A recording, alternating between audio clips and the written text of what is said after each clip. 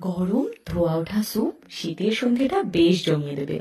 একটা healthy sweet corn veg স্যুপের recipe share করছি তোমাদের সাথে। প্রথমে কড়াইয়ে দেবো বাটার। পুরো মেল্ট করবার দরকার নেই, অ্যাড করব গাজর, বিনস আর কিছুটা কর্ন। দেব পরিমাণ মতো নুন। খুব বেশি ভাজার দরকার নেই, হালকা নেড়ে জল দিয়ে সিদ্ধ হতে দেবো। যতক্ষণ সেদ্ধ হবে অন্যদিকে কিছুটা কর্ন জল দিয়ে পেস্ট করে নেব।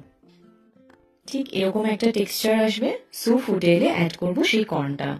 এতে ফ্লেভার টেস্ট দুটোই ভালো হবে। স্বাদ ব্যালেন্সের জন্য অল্প চিনি দেব, থিকনেসের জন্য জলে গুলে দেব কর্নফ্লাওয়ার।